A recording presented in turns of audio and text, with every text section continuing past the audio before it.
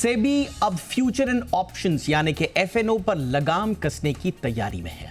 इसे लेकर सेबी ने कंसल्टेशन पेपर जारी किया है। इसमें सट्टेबाजी पर लगाम लगाने की कोशिश की गई है, कहा जा रहा है, और रिटेल ट्रेडर्स को होने वाले नुकसान में कमी आने की बात कही जा रही है।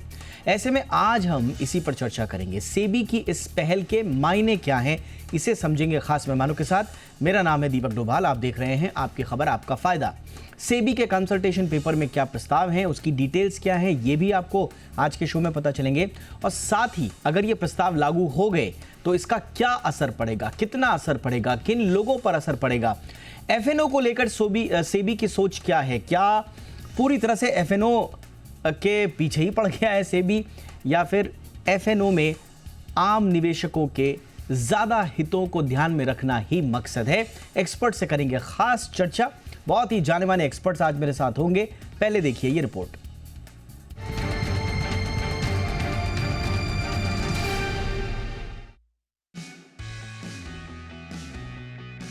स्टॉक मार्केट में जोखिम होता है, ये सभी जानते हैं, लेकिन इसमें भी फ्यूचर एंड ऑप्शन यानी एफएनओ में मोटी कमाई के चक्कर में ज्यादातर निवेशकों को भारी नुकसान होता है।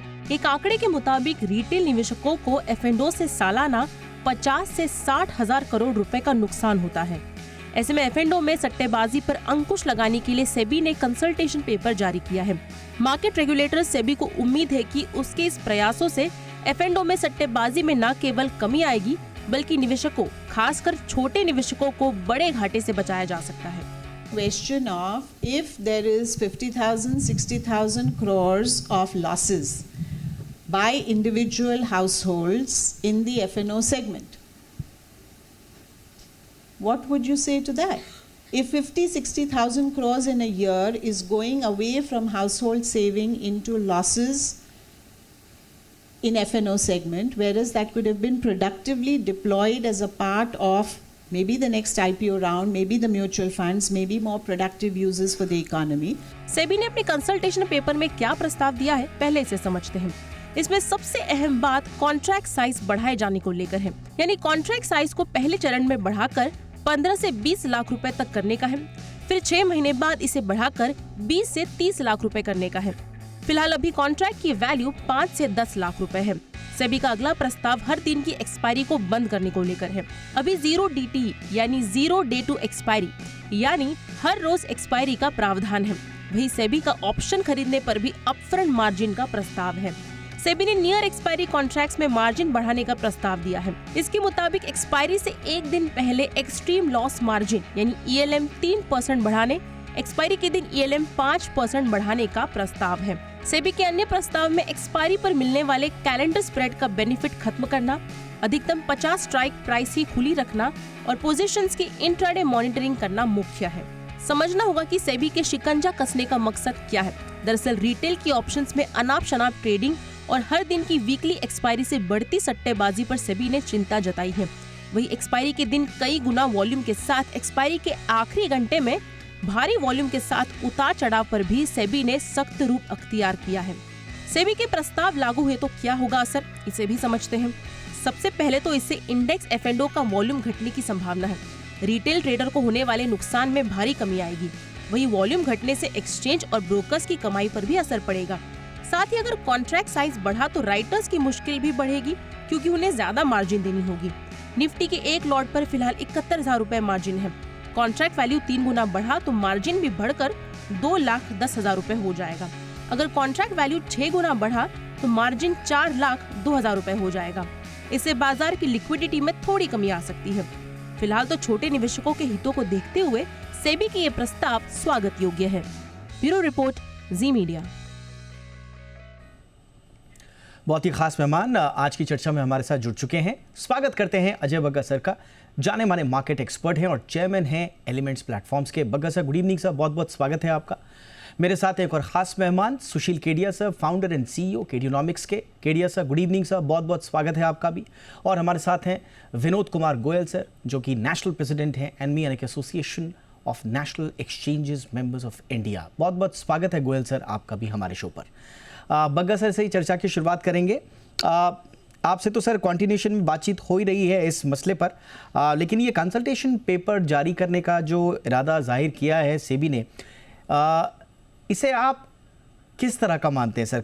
कठोर है लेकिन ज़रूरी है, ऑप्शन ए, ऑप्शन बी कठोर भी है और गैर ज़रूरी भी है, ऑप्शन बी और ऑप्शन सी है ज़रूरी तो है लेकिन कठोर ज़्यादा हो गया। क्या ऑप्शंस लेंगे सर और उसका एनालिसिस? आई थिंक तीसरा रहेगा कि जरूरी तो है, बट बहुत ज्यादा कठोर भी हो रहा है, तो कहीं मार्केट वॉल्यूम्स ना गिर जाएं। इससे ये तो है कि जो आम निवेशक है वो निकल जाएगा इस मार्केट से लॉट साइज बढ़ाने के कारण।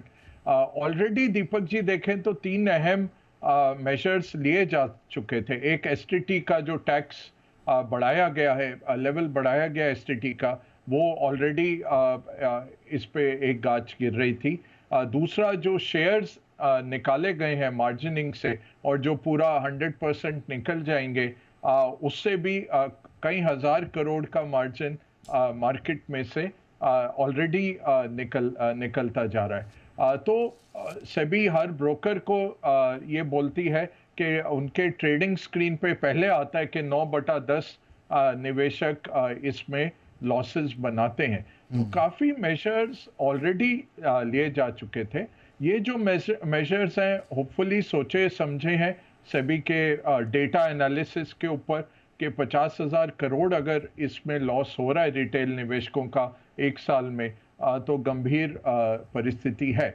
अब नंबर अगर देखें, ये जो डेरिवेटिव वर्सेस कैश मार्केट का वॉल्यूम जो बढ़ा है, जो 36 गुना होता था 2020 में, वो 360 गुना हो गया, तो 10 गुना बढ़ गया है। और ज़्यादातर ट्रेडिंग जो हो रही है वो वीकली एक्सपायरी के दिन हो रही है, क्योंकि हर रोज़ कोई ना कोई इंडेक्स एक्सपायर हो रहा है। ये जो होड़ लगी हुई है एक्सचेंजेस के बीच में, उसके कारण और उसी दिन लोग ज़ीरो या हीरो करके आ रहे हैं और उसमें काफ़ी पैसा गंवा रहे हैं। तो ज़रूरत थी, बट क्या ये जो कहते हैं अंग्रेजी की कहावत के throwing the baby out with the bathtub और बाथ वाटर, ये तो नहीं हो रहा कहीं। अब ये टाइम ही बताएगा। सोचा होगा रेगुलेटर ने, उनके पास सबसे अच्छा डेटा होता है, बट अभी जैसे आपके माध्यम से शुरुआत में आपने कहा, लिक्विडिटी पे इशू आएगा, दूसरा एक्सचेंजेस और ब्रोकर्स का रेवेन्यू गिरता है, रिटेल निवेशक को थोड़ा प्रोटेक्शन ज़रूर मिलता है, बट ये जो लॉट साइज बढ़ाया गया ये सब, अब इससे कितना प्रोटेक्शन होगा ये ज़रूर देखना। बट 70-80% रिटेलर निकल जाएगा, क्योंकि 70-80% सेबी का जो आंकड़ा था कि 8 से 10 लाख के कैपिटल वाले हैं, वो F&O में नहीं होने चाहिए। बट क्या वो फिर कैश सेगमेंट में चले जाएंगे, या लूडो खेलने लग जाएंगे, या ऑनलाइन रमी खेलने लग जाएंगे, कोई और गैम्बलिंग में लग जाएंगे, ये ज़रूर देखने लायक एक विषय रहेगा। या फिर डब्बा ट्रेडिंग हो जाएगा, रिग्रेसिव तो नहीं हो जाएगा मूव, ये देखने लायक होगा। यानी कि प्रोज एंड कॉन्स दोनों हैं। केडिया सर, जो हमें समझ में आ रहा है और जैसा बग्गा सर ने भी कहा, आपसे भी पूर्ववर्ती में इस बारे में बात हो चुकी है, सेबी का आइडिया यही है कि भाई एक तो स्पेकुलेशंस को रिड्यूस किया जाए, रिटेल इन्वेस्टर्स का, जिसका बार बार सेबी चेयरपर्सन जिक्र भी करती हैं कि रिटेल इन्वेस्टर्स का रिस्क जो है वो लोअर हो जाए, मार्केट स्टेबल रहे, मार्केट स्टेबिलिटी रहे, और एक ओवरऑल जो मार्केट की जो इंटेग्रिटी होती है, जो transparency of the stock market है, इंटेग्रिटी है, वो इंटैक्ट रहे। इसलिए हम बार बार ये कदम उठा रहे हैं। आपका नजरिया सर, केडिया सर, सेबी ठीक कर रहा है? सर, पहली नंबर बात, सेबी का ये नया रवैया, ये नया रूप देख के बहुत ज्यादा कॉन्फिडेंस आता है, क्योंकि किसी भी तरह की अगर मार्केट में कोई दुर्घटना होगी तो जिन लोगों ने नुकसान किया उसके अलावा जिन्होंने मुनाफा किया उनको भी इफेक्ट करेगी, पूरे मार्केट को करेगी। तो बड़ी दूरगामी और बड़ी जो वृहत सोच है सेबी की, data driven, analytical, socially responsible, बहुत बढ़िया माहौल है। मैं जितने भी नए बिंदु अभी F&O ट्रेडिंग को लेकर आए, सारों से सहमत हूं, सिर्फ एक को छोड़कर, और उसमें एक छोटा सुझाव दूंगा, सारे कारण बता देता हूं जी। आपको कॉन्ट्रैक्ट की जो साइज बढ़ाने की बात हो रही है, एक उदाहरण देता हूं, सिगरेट की हर पैकेट पे लिखा है स्मोकिंग किल्स, और हर स्मोकर उस मैसेज को पढ़ता है पैकेट को उठाते वक्त, और फिर भी वो पीता है। तो कोई ना कोई जुगाड़ लगा के लोग बीवी के बांगड़ गिरवी रख के वो 3 गुना साइज होने पर भी काम कर सकते हैं। एक तरीका है कि the ineligible should not achieve more credit than they are suppose to take. Derivatives का मतलब आपको लिवरेज मिलती है। क्यों न सेबी इस पर भी विचार करे कि हर क्लाइंट का सिबिल स्कोर उसके ट्रेडिंग अकाउंट से अटैच हो जाएगा, और एक्सचेंजेस में जो सिबिल स्कोर के अनुसार जो क्रेडिट वर्दीनेस है, क्रेडिट वर्दीनेस के बियॉन्ड डेरिवेटिव्स में एक्सपोजर कोई नहीं ले सकता है। आप कॉन्ट्रैक्ट का साइज कितना भी बड़ा कर दो, क्रेडिट वर्दीनेस से मच बियॉन्ड जाके जो पोजीशंस ली जा रही है, और वो लोगों को बर्बाद करेगा, उस सिस्टम को खराब करेगा एक ना एक दिन, जब भी कोई दिन बाजार में एक तरफा नेगेटिव बड़ी चाल आएगी। तो क्रेडिट वर्दीनेस पे ध्यान दिया जाए। कॉन्ट्रैक्ट साइज को आप छोटे से अगर बड़ा करोगे तो प्राइसेस की ग्रैन्युलैरिटी कम हो जाएगी, और प्राइसेस की ग्रैन्युलैरिटी कम होने पर चाहे एनालिसिस की क्वालिटी इंफीरियर हो जाएगी, चाहे रिस्क मैनेजमेंट की क्वालिटी इंफीरियर हो जाएगी, मार्केट की गहराई कम हो जाएगी। वॉल्यूम एक चीज है और ग्रैन्युलैरिटी ऑफ प्राइसेस दूसरी चीज है, कि आप एक ही भाव में कितनी क्वांटिटी ले बेच सकते हैं, चाहे बड़े प्लेयर्स के लिए। मार्केट की ग्रैन्युलैरिटी को मेंटेन करते हुए अनब्राइडल्ड स्पेकुलेशन, जो कि जहर की तरह छोटी नेटवर्थ के लोगों को खा सकता है, कृपया सारे विचार करें, और सेबी खासकर इसको भी अपने सजेशंस बॉक्स में लेके सिबिल स्कोर से कनेक्ट करो। क्रेडिट वर्दीनेस से ज्यादा डेरिवेटिव्स पोजीशन होनी नहीं चाहिए। इसके सिवाय जितने भी बिंदुओं पर इस व्हाइट पेपर में सेबी ने पॉइंट्स उठाए हैं, वो सारे के सारे मार्केट को भी सुदृढ़ रखेंगे, मार्केट की ग्रैन्युलैरिटी को भी इंप्रूव करेंगे, और stock market will be A more socially responsible financial institution. Alright सिर्फ ऑलराइट सर। गोयल सर, ये बड़ा इंपॉर्टेंट सजेशन आया है केडिया सर की तरफ से कि आप एक एलिजिबिलिटी क्राइटेरिया फिक्स क्यों नहीं करते हैं, जैसे सीबिल की तरह एक इकोसिस्टम की बात कर रहे हैं।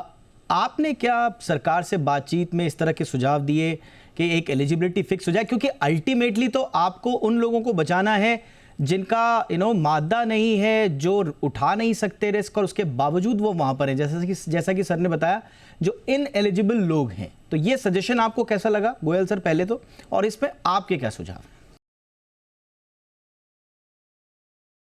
सर्वप्रथम तो नमस्कार, हमें यहाँ आमंत्रित करने के लिए। स्वागत सर। ये विषय जो है इसमें मैं शुरू से जुड़ा हुआ हूँ, जबकि ये एक्सपर्ट वर्किंग ग्रुप में ये दिया गया था, उस समय सारे डिस्कशंस में मैं था, फिर जब स्मैक की कमेटी में आया उसमें भी मैं था, और ये सारे प्रस्ताव का जो कंसल्टेशन पेपर आज आया है उसके सारे बिंदुओं पर हमारे निदेशक मंडल ने 1 घंटा इस पर मंथन किया।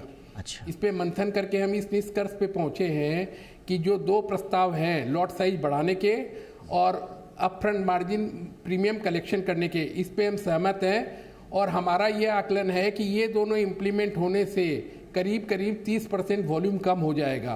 तो हम ये कह रहे हैं कि सेबी जो ये कंसल्टेशन पेपर लाई है, उसके जो बाद के 4 प्रस्ताव हैं, इंट्राडे लिमिट और margin increase before the expiry day, और एक आपका जो इस कैलेंडर स्प्रेड ना करना, और एक जो आपका स्ट्राइक प्राइस को कम करना, इनका हम ये कह रहे हैं कि इसको आप पहले 6 महीना इसका एक अनुभव कर लीजिए कि ये लॉट साइज बढ़ाने और अपफ्रंट मार्जिन प्रीमियम कलेक्शन करने से आपका क्या असर आ रहा है। 6 महीने इसको देख के फिर उन स्टेप्स में जाइए। और सबसे बड़ा सवाल जो वीकली एक्सपायरी का है, जो ये कह रहे हैं कि सीमित रहनी चाहिए, प्रति एक्सचेंज के बेंचमार्क इंडेक्स का 1 दिन रहना चाहिए सप्ताह में, उस पर हम लोग तो ये कहेंगे कि इंडेक्स ज़्यादा रहेगा तभी वॉल्यूम ज़्यादा होगा, लेकिन ये एक्सचेंजेस को लेना है कॉल कि वो कौन सा एक्सचेंज रखेंगे, कि निफ्टी रखेंगे कि बैंक निफ्टी रखेंगे, या वो सेंसेक्स रखेंगे या बैंकेक्स रखेंगे, ये उनके ऊपर निर्भर करेगा। तो ये भी स्वागत योग्य कदम है। इतना करने से भी मेरे ख्याल से काफ़ी कुछ कम हो जाएगा। जो आपने कई बात नेटवर्क की केडिया साहब ने, वो सही है। इसका हमारा ही प्रस्ताव था कि इस बैंक में भी और ईडब्ल्यूजी में भी हमने ही कहा था कि सर नेटवर्थ की और उसकी क्राइटेरिया कर दीजिए जिससे कि छोटी पूंजी वाले लोग नहीं आए। लेकिन सर उसमें एक कहा गया कि भाई नेटवर्थ को सर्टिफाई कौन करेगा। तो अब आप जानते हैं भारत का जो सिस्टम है उसमें एक्सचेंज से ये माने संदेह जाहिर किया गया कि साहब नेटवर्थ का तो सर्टिफिकेट कोई भी कैसे भी ला देगा, उससे कुछ फर्क नहीं पड़ेगा। और आज हमारे निदेशक मंडल में भी नहीं, केडिया सर ने कहा कि सी बिल से आप कनेक्ट कर दीजिए तो ऑटोमेटिक ऑटोमेशन में आ जाएगा। क्या चीज से? सी बिल से, सी बिल स्कोर से। नेटवर्क तो उसकी सर्टिफिकेट लाएगा सर। सिबिल स्कोर कहाँ सर? अब बैंकिंग में इतना संभव थोड़ी होगा सर ट्रेडिंग के टाइम में। हाँ। वो थोड़ा सा मुझे तो सर प्रैक्टिकल नहीं लग रहा है। अच्छा। ज्यादा से ज्यादा जब हम केवाईसी करते हैं उस समय उसका फाइनेंशियल लेते हैं, और एफएनओ में काम करने वाले क्लाइंट का हर साल फाइनेंशियल लेना मैंडेटरी है ब्रोकर को, तो वो हम लेते हैं। लेकिन अब यही है कि कोई 25 लाख की नेटवर्क ला दिया तो हम उसको कितना टाइम एक्सपोजर देंगे? ठीक है सर, ठीक है सर। इसमें केडिया सर कुछ कह रहे हैं। जी sir, Kedia sir. Account network certificate कोई आदमी मैनिपुलेट कर सकता है और उसको मैकेनिकल प्रोसेस करने की जरूरत ही नहीं है। हर आदमी को अपने ट्रेडिंग अकाउंट के साथ बैंक अकाउंट कनेक्ट करना है। हर एक आदमी को अपना सिबिल स्कोर और उसके हिसाब से बैंक से क्रेडिट वर्दीनेस सिस्टम पे अपलोड करने का सिस्टम बनाए। 25 रुपया 50 रुपया भी अगर प्रोसेसिंग फीस मिलती है तो 10 करोड़ डीमैट अकाउंट्स हैं। सारे फाइनेंशियल इंस्टीट्यूशन सर्विस को प्रोवाइड करने के लिए रेडी हो सकते हैं। क्रेडिट वर्दीनेस से बियॉन्ड क्रेडिट किसी को भी मिलता है। क्रेडिट वर्दीनेस से ज्यादा क्रेडिट अगर किसी को भी मिलता है, चाहे स्टॉक एक्सचेंज की डेरिवेटिव्स के माध्यम से, तो क्रेडिट मार्केट को भी म्यूटिलेट कर रहा है। Integration of credit worthiness assessment from the banking system with exchanges, एक बार डिटर्मिनेशन आ गया, राइट सर, सब कुछ डीपली कनेक्टेड है, 2 मिनट में हो जाएगा। राइट सर, ये बड़ी चर्चा जो है दिलचस्प मोड़ पे आ चुकी है। मुझे एक छोटा सा ब्रेक लेना है। बग्गा सर की राय भी इस पर लेंगे। गोयल सर ने भी अपनी बात रखी, केडिया सर ने भी महत्वपूर्ण सुझाव दिया। बग्गा सर, ब्रेक से पहले आपने सुना ही होगा, सुझाव आया कि साहब सौदा करने वाले की एक तरह से फाइनेंशियल प्रोफाइलिंग हो, सी बिल की तरह एक ऐसा इकोसिस्टम जनरेट हो जिससे अनएलिजिबिलिटी जो है उस पर एक चेक लग पाए। आपको ये आइडिया कैसा लगा सर, और आपका बाकी एनालिसिस?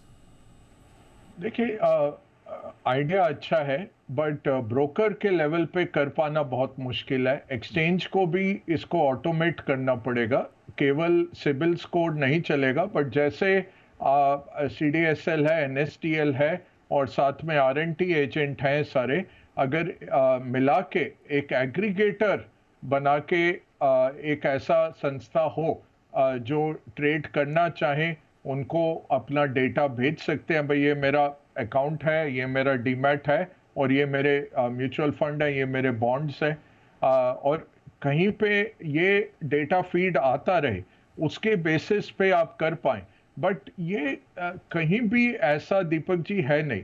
वो होता है एक एक्रेडिटेड इन्वेस्टर जो है उसकी परिभाषा जरूर होती है कि आपके पास $1 मिलियन इतना नकदी होना चाहिए, सो लिक्विड फाइनेंशियल एसेट्स हों, और ना कि जिस घर में आप रह रहे हैं वो सब निकाल के, उसके बाद दरवाजे खुल जाते हैं। ये इस तरह से करना काफ़ी पेचीदा कॉम्प्लेक्स रहेगा ब्रोकर्स के लिए और एक्सचेंजेस के लिए। तो ऐसा रूल बनाएंगे तो कॉस्ट ऑफ कंप्लायंस बहुत बढ़ जाती है।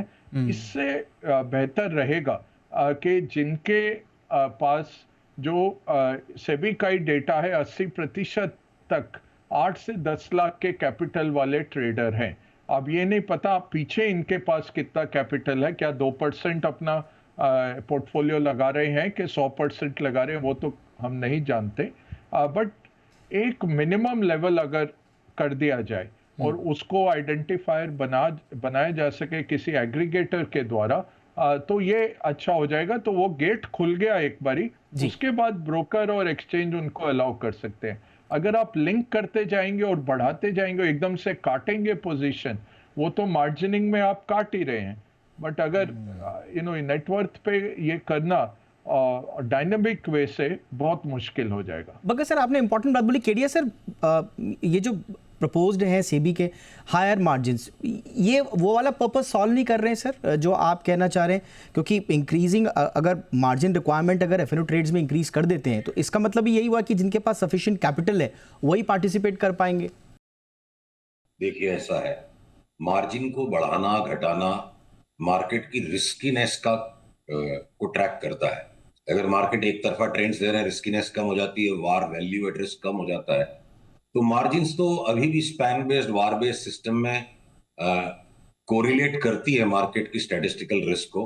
बट ये पोर्टफोलियो बेसिस पे मुझे लगता है कि अंडर ट्रैक करती, जितनी एक्चुअल वॉलेटिलिटी स्टॉक्स में इंट्राडे में आ जाती है, स्पैन बेस्ड वार बेस्ड सिस्टम वर्ल्ड वाइड एक सेलिब्रिटी सिस्टम बन गया है, पर एक्चुअल में सेबी का ये सुझाव बहुत सटीक है कि मार्जिन को और बढ़ाना होगा, but eligibility to get credit और एक्सपोजर मार्जिन के बढ़ा देने से खाली काम नहीं आएगा ना। बढ़ी हुई मार्जिन में भी कोई ने अपनी बीवी के बांगड़ जाके 2 नंबर में सुनार के पास कालवा देवी में रख दिए, वो कैश पैसा ले जा करके उसकी जमा खर्ची लेकर के मार्केट में आ जाएगा। तो क्रेडिट से पैसा ला रहा है या उसकी नेटवर्थ से ला रहा है। तो जैसे बैंकिंग सिस्टम आज स्कूटर का लोन देना है कि नहीं देना है 1 मिनट में सिस्टम पे निकाल लेती है। जब सिविल का कंसेप्ट बना था किसी समय तो चुनौती लग रही थी, पर सिस्टम बन गया। अगर बैंकिंग सिस्टम में क्रेडिट वर्दीनेस का असेसमेंट सिर्फ 4 बटन दबा के हो सकता है, उसको किसी तरह से पैच करके जोड़ के स्टॉक एक्सचेंजेस के साथ कैसे काम किया जा सकता है, ये फाइनेंशियल टेक्नोलॉजी के एक्सपर्ट्स का सोल्यूशन है।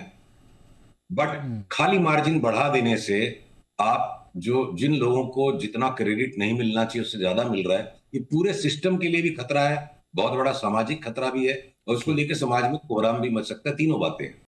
ऑल राइट सर, यानी कि फिर जो ट्रेडर होगा वो अपनी कैपिटल को इकट्ठा करने पर लग जाएगा, और वो कैपिटल कैसे इकट्ठा करेगा इस पर कोई चेक नहीं होगा। पूरा इंडिया आज डिजिटल है, तो कितनी चालबाजी चालाकी कोई कर ले, इवेंचुअली सिस्टम एक बार जब बन गया तो आप सिविल को बीट नहीं कर सकते हो ना। राइट। आपका एक क्रेडिट कार्ड में डिफॉल्ट आते सिविल स्कोर कम हो जाएगा। तो चाहे आप स्पेकुलेट कर रहे हो, आपने हाउस लोन लिया हुआ है, आपने कार फाइनेंस कराई हुई है, एजुकेशनल लोन लिया हुआ है, सारी क्रेडिट वर्दीनेस का एक सम टोटल एक होना चाहिए। क्योंकि स्टॉक मार्केट में स्पेकुलेशन में कोई कोलैप्स करेगा, फिर उसकी कार लोन का फाइनेंस खराब होगा, होम लोन खराब होगा, पूरी इकोनॉमी पे कैस्केडिंग इफेक्ट आता है। Credit worthiness should be one single parameter for each citizen. Right sir. Goyal sir, अब जैसा बग्गा सर ने भी कहा कि ये ब्रोकर लेवल पे जो आइडिया केडिया सर ने दिया है उसको इम्प्लीमेंट करने में थोड़ा सा मुश्किलात होंगी, तो एक सजेशन फिर ये भी आता है कि क्या ब्रोकर थोड़ा सा नहीं, असंभव है सर। हाँ, तो मैं बोलूंगा थोड़ा सा नहीं, असंभव बात कर रहे हैं आप, ऐसी बात कर रहे हैं। अमेरिका और यूके में भी नहीं है हमारा जो सिस्टम है। अमेरिका और यूके से आगे भारत क्यों नहीं चल हमारा सकता जो है? सिस्टम है अमेरिका और यूके में भी नहीं है सर। हमको जीवन भर अमेरिका और यूरोप को मैं आपको बता रहा हूँ मेरा सिविल नहीं है। अच्छा, एक एक करके सुनिए सर, मेरा सिविल नहीं है, आप बता रहे हैं। मैंने कोई चलिए तो आज ये नक्की करते हैं, मैं चैंपियन करूंगा इसको सेबी के सामने, और ये सिस्टम बनेगा और सबका क्रेडिट वर्दीनेस स्कोर बनेगा। Let's fight it out. America और जापान छल्ला बन के right sir, right sir. Bagga sir भी कुछ कहना चाह रहे हैं। Bagga sir please. दीपक, इसको डायमेंशन भी करना है। 1 करोड़ ट्रेडर हैं, 93 लाख यूनिक ट्रेडर हैं, उसके लिए आप 140 करोड़ का सिस्टम नहीं बना सकते। और ये ब्रोकर्स के पास इस तरह का टेक्नोलॉजी नहीं है, ना उनके पास इस तरह का कंप्लायंस करने का जरिया है। एक्सचेंज करेगा नहीं, एक्सचेंज नहीं जानना चाहता इंडिविजुअल कस्टमर को। तो ऐसा सिस्टम नहीं बनाना है जो रेगुलेटर आपका बिजनेस खत्म कर दे, जिसके बेसिस पे अगर 1 करोड़ लोग ट्रेड कर रहे हैं उनके लिए सिस्टम बनाइए। आप पूरे भारत के लिए ये सिस्टम नहीं बना सकते। Alright sir, alright sir. 140 crore भारतीय जी, केडिया सर करना चाहते जी। सिस्टम में आना पड़ेगा। आज 1 करोड़ है, कल 5 करोड़ भी हो सकते हैं। ट्रेडिंग करना है तो आपको अपने क्रेडिट वर्दीनेस के हिसाब से। ठीक है sir, I am sorry sir, ये चर्चा तो काफी दिलचस्प हो चुकी है, मेरे पास कमी, लेकिन गोयल सर ने अपना लास्ट मार्क नहीं दिया था। Goyal sir please sir, go ahead. हाँ, मैं ये कह रहा हूँ सर कि ये नया प्रश्न लाया है, इससे अभी ये अलग चर्चा का विषय होगा। आज हम लोग खाली बात कर रहे हैं जो कंसल्टेशन पेपर आया उस पे। ठीक है सर। उसके 7 बिंदु थे, उसमें हम दो बिंदु पे हमारे एनमी से एकदम राजी हैं। Upfront collection of this premium and in lot size and also we are leaving it to the exchanges कि वो कौन सी एक्सपायरी वीक की करेंगे। सेबी ने उनको 1 वीक बोला है, लेकिन हम ये चाह रहे थे कि 2 हो या 3 हो वीकली एक्सपायरी के, लेकिन वो एक सिंगल डे में एक्सपायर हो। तो ये सब एक्सचेंज को कॉल करना है। हम एक्सचेंज से मिलेंगे अभी, उससे बात करेंगे। और एसटीटी की जो बात बताई ना बढ़ा है, let me tell you sir, अभी एसटीटी का एक दूसरे चैनल पे खुद वित्त मंत्री जी ने खुलासा किया था कि भाई मैंने एसटीटी बढ़ाया था ये फ्यूचर ऑप्शंस पे मैंने रोक लगाने के लिए, तो और साथ साथ उन्होंने ये भी कहा था कि ये सेबी मेजर्स ले रहा है। तो जब सेबी उस पे मेजर्स ले रहा है और ये 7 बिंदुओं से अगर आपका पर्पस सॉल्व हो रहा है तो फिर एसटीटी बढ़ाने का कोई तुक ही नहीं है, क्योंकि वित्त मंत्री ने खुद। बिल्कुल सर, यानी बुके में बहुत सारे स्टेप हैं। एसटीटी बढ़ाना, एफएनओ में कौन शेयर आएगा, इसके क्राइटेरिया को टाइट करना, ब्रोकर्स के एक्सचेंज यूनिफॉर्म रेट की बात हो, काफ़ी कुछ कोशिशें हुई हैं, अब देखते हैं आगे इसका फ्यूचर क्या होता है। लेकिन इस कंसल्टेशन पेपर ने कई तरह की बहस को जन्म दे दिया है, उसकी कुछ झलकियां आज हमने हमारे विद्वान पैनलिस्ट के जरिए भी सुनी। अब रैप अप करने का वक्त है। बहुत बहुत शुक्रिया गोयल सर, आपने वक्त निकाला। KDS sir, thank you so much sir. Bagga sir, thank you so much वक्त निकालने के लिए आपका। आपकी खबर आपका फायदा में इतना ही। इजाजत दीजिए, नमस्कार।